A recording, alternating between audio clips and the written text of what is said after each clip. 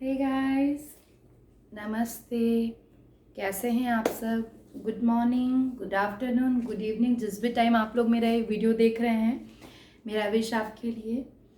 तो इस व्लॉग में मैं आपको बताना चाह रही हूँ कि मेरा इंडिया से लेके यूएई का सफ़र कैसा रहा कोविड-19 ट्रैवल में। आप सबका मैं मेरे चैनल में स्वागत करती हूँ। मैं आपको ये बताना चाहती हूँ कि मेरा इंडिया से लेके दुबई तक का मेरा सफ़र कैसा रहा।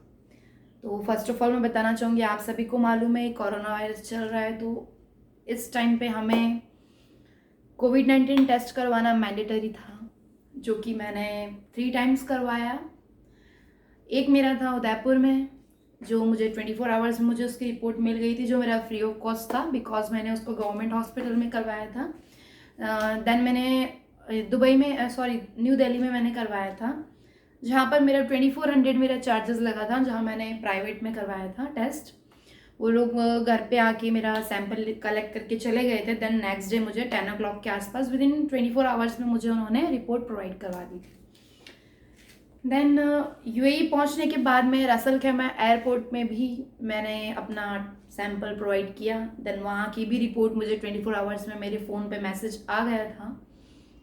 काफ़ी मतलब बोल सकते हैं कि डर लग रहा था इस वाले टाइम पे कि कैसे पहुंचूंगी, कैसे सब रिपोर्ट टेस्टिंग होगा, कैसे क्या होगा।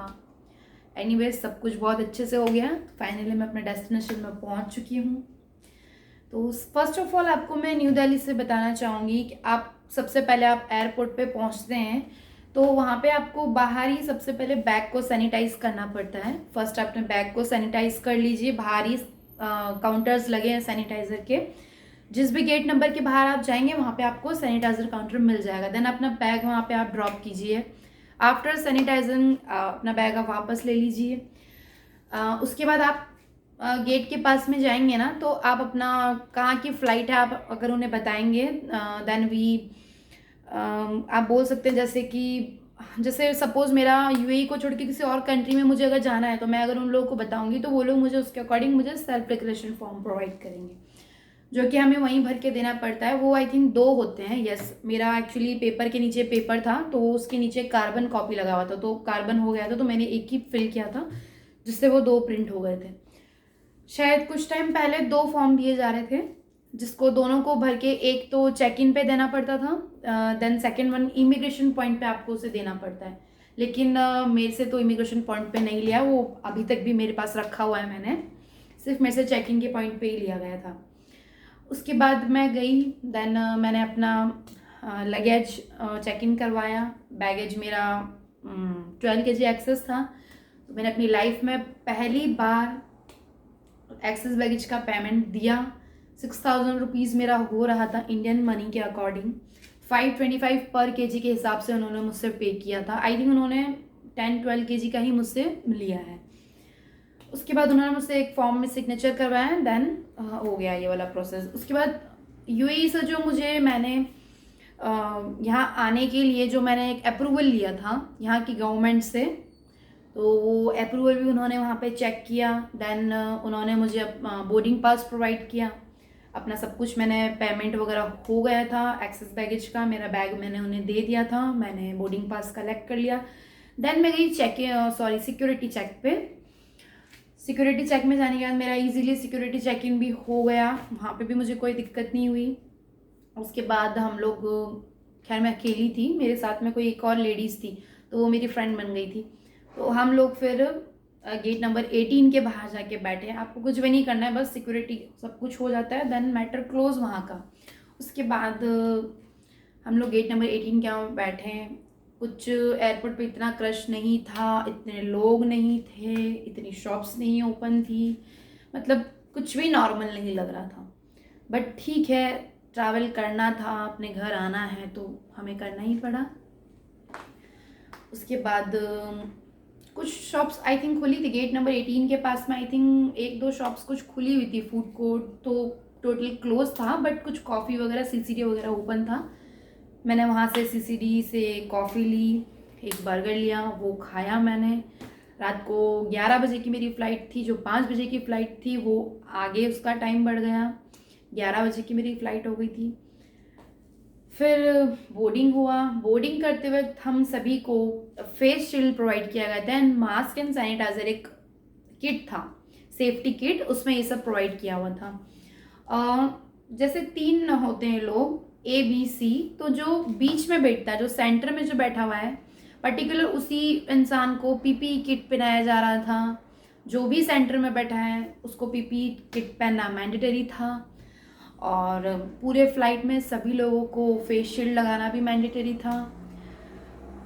ड्यूरिंग ऑल जर्नी हमने मास्क तो लगाना ही लगाना है। ये सब कुछ रहा मेरा एक्सपीरियंस वहाँ से। मैं बोर्डिंग करा हम लोगों ने, देन हम लोग बैठ गए सब लोग अंदर।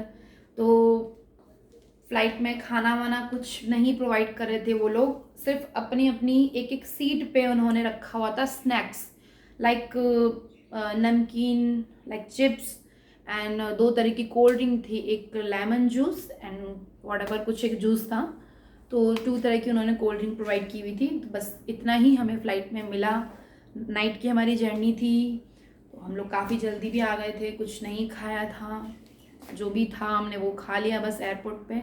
उसके अलावा फ़्लाइट पे मेरी मानो तो आप लोग ना ही खाओ तो बेटर है, बिकॉज़ हमें नहीं मालूम कि कहाँ पर क्या हमने हार्ट टच किया है, कहाँ क्या हमने किया है, I don't know. We don't know about कि हमने कहीं पे भी टच कर लिया हो इधर उधर, हमें नहीं ध्यान रहता। फ्लाइट में हम लोग खाएं, खैर मैंने तो नहीं खाया था, खाने वाले लोग खा ही रहे थे बट मैंने नहीं खाया था। उसके बाद आफ्टर 4 आवर्स बाद मैं रसल खेमा एयरपोर्ट में पहुंच गई। रसल खेमा एयरपोर्ट का एक्सपीरियंस मेरा इतना अच्छा था, इतना छोटा एयरपोर्ट है वो, सब कुछ इतना जल्दी हो गया ना, मतलब कि दुबई एयरपोर्ट में आई थिंक बहुत टाइम लगता है, लेकिन रसल खेमा इंटरनेशनल एयरपोर्ट जो अभी नया बना है, काफ़ी अच्छी सर्विसेज है वहाँ की। वहाँ पे हम लोग पहुँचे, सबसे पहले वहाँ पर बस सर्विस जो होती है उसमें हम लोगों को बिठाया। देन सबसे पहले हमें वहाँ पर जहाँ पे टेस्टिंग था, मेडिकल होम कुछ था, वहाँ पे हम लोगों को लेके गए। देन वहाँ पे हमें एक फॉर्म प्रोवाइड किया, उसमें आपकी पासपोर्ट डिटेल, आपका वीज़ा डिटेल, आप किस वीज़ा पे यूएई में हैं, एंड आपका कॉन्टेक्ट नंबर, आपका यूएई में कोई रिलेटिव है तो उनका कॉन्टेक्ट नंबर, आपके हस्बैंड का नंबर, वटेवर जो भी अगर आपके नॉन है यहाँ पे तो नंबर लिखना है, और अगर कहीं कोई अगर नहीं है तो वो कोई ज़रूरी नहीं है, लेकिन उसमें आपको कैपिटल लेटर में फिल करना होता है। खैर मैंने तो रनिंग में ही कर लिया था, तो उसको बाद में मुझे पता चला कि उसको कैपिटल में फिल करना रहता है, तो उसको कैपिटल में फिल करना पड़ता है। देन उसके बाद कैपिटल में फिल करने के बाद आप उस फॉर्म को पूरा कंप्लीट करने के बाद में आप वहाँ पर जो भी आपको दे रहे होंगे ना फॉर्म, आप उन्हें प्रोवाइड कीजिए, वो उन्हें दे दीजिए। देन उसके बाद में वो आपका पासपोर्ट लेंगे, पासपोर्ट उनके पास ही रख लेंगे वो। फिर हमें जस्ट उनके बैक साइड में हमें जो टेस्टिंग होता है, कोविड-19 टेस्टिंग सेंटर, हमें वहाँ भेज दिया जाता है। ये कहा जाता है कि टेस्टिंग करवाने के बाद वापस आप लोग यहाँ आइए। देन वो लोग हमारे पासपोर्ट पे एक स्माइली बना के, स्माइली एक स्टिकर होता है, वो हमारे पासपोर्ट पे स्टिकर चिपका देते हैं। तो हम लोग गए, टेस्टिंग करवाया, विद इन फ्यू सेकेंड्स में हमारा टेस्टिंग हो गया। उसके बाद हम लोग आए, पासपोर्ट लिया, पासपोर्ट में उन्होंने स्टिकर लगा दिया था। पासपोर्ट लेने के बाद में हम लोग वापस बस में बैठे, उन्होंने हमें बैगेज एरिया में लेके गए, इमिग्रेशन पॉइंट पे लेके गए। इमिग्रेशन पॉइंट और बैगेज एरिया बिल्कुल नज़दीकी है, तो काफ़ी मुझे अच्छा लगा एयरपोर्ट। वहाँ पे ये सब कुछ हो गया, इमिग्रेशन वगैरह सब कुछ तुरंत हो गया। हमने मेरा एक्चुअली हैंड बैग था मेरा, तो गर्ल्स का हैंड बैग भी चेक किया जा रहा था, तो वो हमारा चेक हुआ। देन मैंने अपना बैग लिया, देन मेरे हस्बैंड बाहर थे तो हम लोग चले गए। बस ये थी मेरी कोविड-19 की first journey India to UAE. काफ़ी दिल में डर था बट फाइनली मैं पहुंच गई। और आई होप गाइज आप लोग सभी अपना बहुत अच्छे से ध्यान रख रहे होंगे। कहीं बाहर जाते हैं तो मास्क लगा के जाइए, हाथों में ग्लव्स पहनिए, कंटिन्यूसली सैनिटाइज़र यूज़ कीजिए, and I hope you all good.